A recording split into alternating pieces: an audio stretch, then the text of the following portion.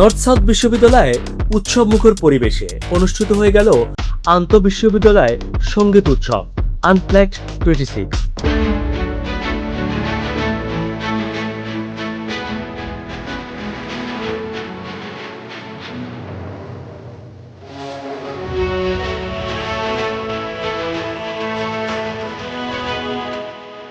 দেশীয় স্বনামধন্য 5টি বিশ্ববিদ্যালয়ের পাশাপাশি ওয়ারফেজের পরিবেশনা এবং ফ্ল্যাশ মবে পুরো ক্যাম্পাস প্রাঙ্গণ পরিণত হয়েছিল সুর আর তারুণ্যের এক উন্মাদনায়।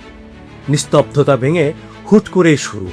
শিক্ষার্থীদের আকস্মিক ফ্ল্যাশ মবে মুহূর্তেই তৈরি হয় দারুণ এক রোমাঞ্চকর পরিবেশ। সুর আর ছন্দের এমন ঝড়ে শুরু থেকে জমে ওঠে নর্থ সাউথ ইউনিভার্সিটির ক্যাম্পাস। সম্প্রতি নর্থ সাউথ সাংস্কৃতিক সংগঠনের আয়োজনে অনুষ্ঠিত হয় বহুল প্রতীক্ষিত মিউজিক্যাল প্রোগ্রাম আনপ্লাগড 26। আমি Mohammad Shahid Hossain, president of NSUSS North South University সাংস্কৃতিক সংগঠন। আজকে আমরা আয়োজন করেছি আনপ্লাগড 2026। এটি মূলত একটি মিউজিক্যাল ইভেন্ট। আমরা মনে করি মিউজিক ইজ ফর অল। এই জন্য আমরা আরও 6টি ইউনিভার্সিটিকে ইনভাইট করেছি, তারা এসেছেন এবং তারা আজকে পারফর্ম করছেন। এটার পরে আমাদের সিগনেচার একটি ইভেন্ট ফ্ল্যাশমব হবে। ফ্ল্যাশমবের পর আমাদের ক্লাবের যে নিজস্ব ব্যান্ড এবং স্টুডেন্টরা আছে তারা পারফর্ম করবে। অ্যান্ড সন্ধ্যায় আমাদের হেডলাইনার ব্যান্ড হিসেবে থাকছে Warfaze. Music is everywhere, music is for all. আয়োজনের মূল উন্মাদনা ছড়িয়ে পড়ে দেশের অন্যতম শীর্ষ ব্যান্ড ওয়ারফেজ মঞ্চে উঠলে।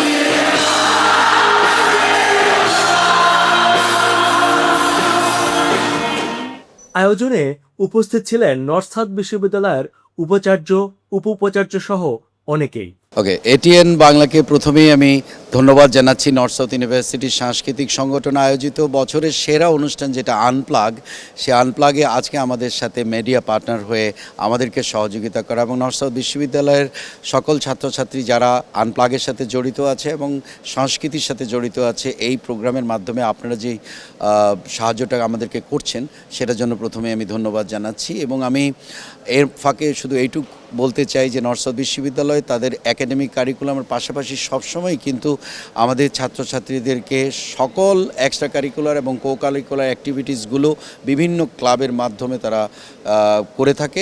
এবং তারা শুধু নিজেদের জন্য করে না, তারা অনেক সময় বা অধিকাংশ সময় অন্য বিশ্ববিদ্যালয়, সরকারি বেসরকারি, তাদেরকেও এই বিশ্ববিদ্যালয় ক্যাম্পাসে সুযোগ করে দেয়। যেমন আজকে এই আনপ্লাগের মধ্যে সরকারি এবং বেসরকারি 6টা বিশ্ববিদ্যালয় তারা নিজেরা উপস্থাপন করেছেন, তারা তাদের নিজেদের কর্মকাণ্ড দেখিয়েছেন এবং এর সাথে সাথে যে সৌহার্দ্যপূর্ণ ভাব এবং সংস্কৃতি এবং কালচারকে এক্সচেঞ্জ করার যেই কালচারটা আছে আমরা সেটা রাখি সবসময়।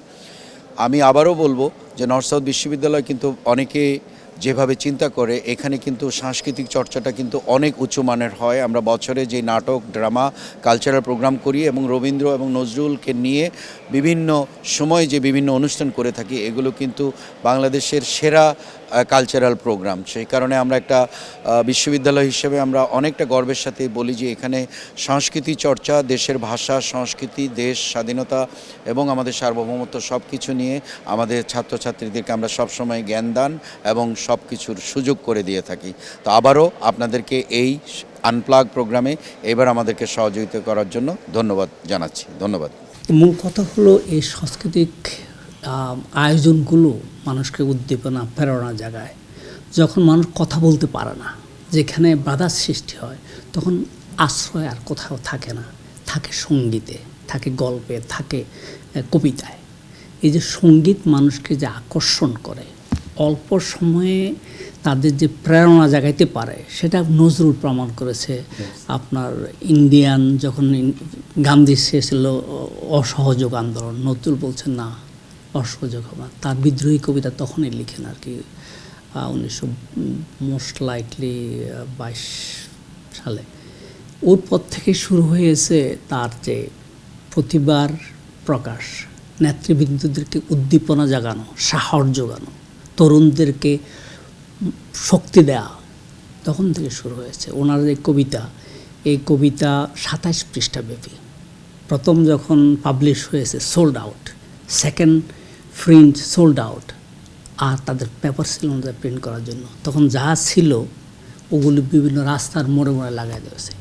এই যে বৈপ্লবিক কবিতা, এটার অনেক ভার্সন হয়েছে, অনেকগুলো বিশ্বে বিভিন্ন জায়গায় করেছে, জাতিসংঘ অনেক কিছু এখান থেকে নিয়েছে।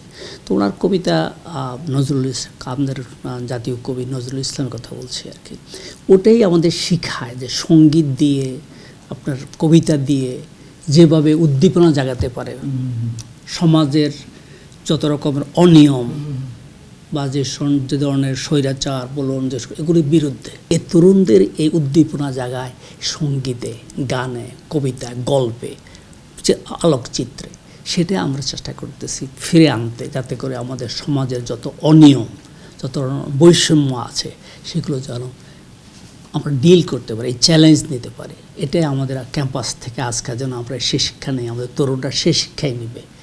তরুণরা না হলে বিশ্বে এত কিছু হতো না যা ঘটেছে। আমাদের দেশের প্রমাণ আছে, ইতিহাস তো আছে, আমরা সবাই জানি।